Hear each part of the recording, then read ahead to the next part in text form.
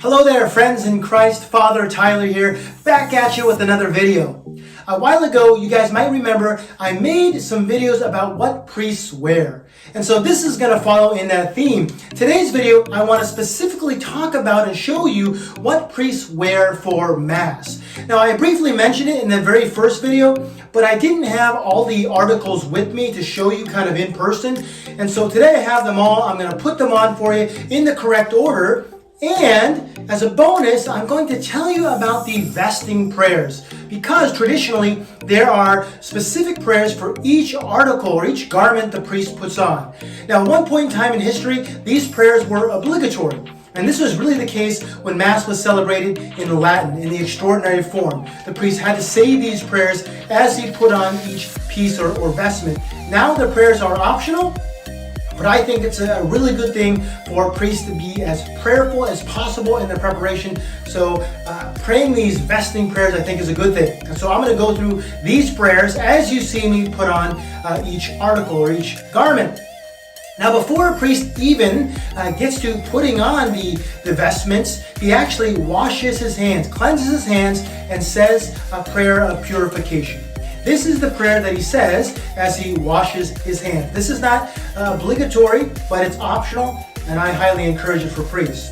So as he purifies his hands, the priest will pray, "Give strength to my hands, Lord, to wipe away all stain, so that I may be able to serve thee in purity of mind and body."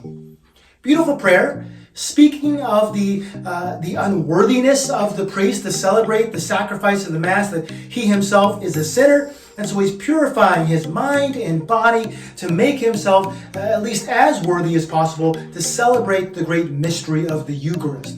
And so the first thing that he should be doing is purifying and washing his hands and saying this prayer. Now, let's get to the vestments. Okay, let's see. What is the first thing I should put on? Oh yeah, here we go. Here we go. Now this first piece I have on here, this white collar piece, this is called an AMICE. And yes, I know it looks kind of funny, but this is the first piece that a priest puts on because he has to cover his collar. That's a rule that priests have to follow when they celebrate Mass, so their collars have to be covered. This idea that their whole bodies are covered now in Christ. Now, the next vestment that I'm going to put on is called an alb, a long white robe.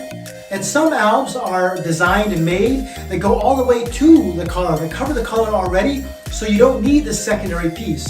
Only albs that don't cover the collar require this. And so a lot of the albs I own just have a big square hole for my head to go through, and so I need this piece to cover my collar completely. And traditionally, this is what priests would wear.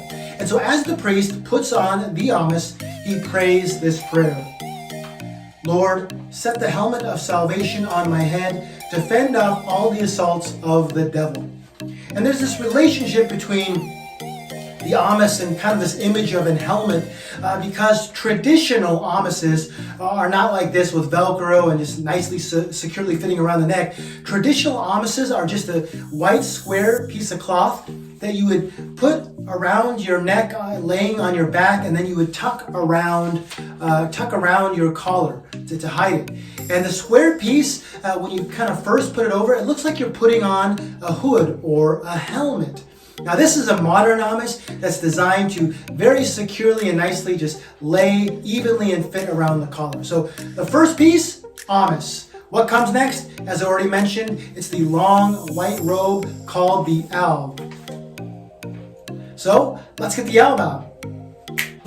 Okay, I got my alb on, this long white robe.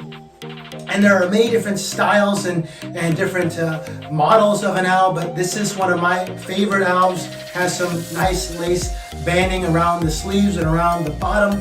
But the white alb, and it has to be white or close to a white color, because it's a reminder of our baptism. It harkens back to our baptismal garment that we would wear when we were baptized. And so after the AMICE, he puts on the alb, and then he prays this prayer.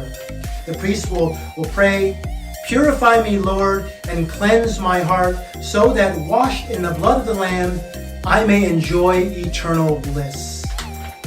Now, The next piece is the rope that goes around his waist called a cincture. And I have the correct color cincture for each liturgical season feast. And so since we're in the season of Advent, it's going to be a violet colored cincture. So let's go get that piece on right now.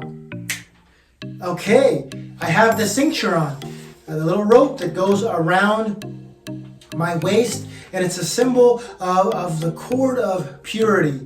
And as you'll notice, a lot of priests, when they tie it around their waist, they tie it in such a way so that there's two loops in the front, two loops that hang. And this is a practical thing. They do this so that the next piece that they put on, the next vestment, the stole, can slide right through and it stays secure to the body, and you're going to see that in a little bit. So after he puts on the cincture, or rather as he puts it on, ties it around his waist, he prays this prayer.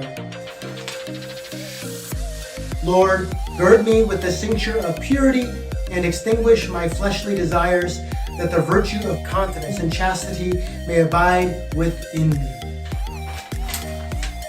Now, these loops, they're for the next vestment, the next article, the stole. So let's get that. All right, I have the stole. As you can see, it fits nicely in the loops that I made with the cincture, and the loops are going to help it stay close, secure to my body. The stole is one of the most important vestments a priest wears, and this is the sign, the outward sign of his authority or office as a priest. Now, traditionally, before the Second Vatican Council liturgical reforms happened, priests, when they put on the stole, they would actually cross the stole like this and then put it through the loops. Because at that time, when a stole was worn just straight up and down, this was reserved for the bishops. Bishops would wear the stole up and down like this. Priests would cross their stoles, at least for the celebration of Mass. After the Second Vatican Council, that changed, and because priests are priests like bishops, both priests and bishops now wear the stole just straight up and down like this. So we're almost done. The last vestment, probably the one that you recognize the most, the outermost vestment, called the chasuble. So let's get the chasuble on right now. All right, here we go. The last vestment a priest puts on, the chasuble.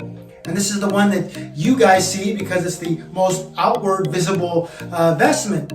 And this vestment represents the yoke of Christ, and it represents this concept of the priest clothing himself in the virtue of charity, that he is clothed in the love of Christ as he celebrates the Eucharist. And so as he puts on the chasuble, of course there's a prayer there. This is the prayer that the priest would say. O Lord, who has said, my yoke is sweet and my burden light, grant that I may so carry it as to merit thy grace. Now, the very last thing, of course, is we priests will put on a little lapel microphone so you can all hear us. There is a prayer for the microphone, and the prayer goes like this. I'm just joking. There is no prayer for putting on a microphone. The last prayer would be the prayer he prays while he puts on the chasuble. So anyway, these are the vestments that a priest wears for Mass, the order in which they are put on, and the prayers that priests are strongly encouraged to pray as they vest. And so I hope you enjoyed this video. There will be more to come. God bless, and happy Advent and Merry Christmas.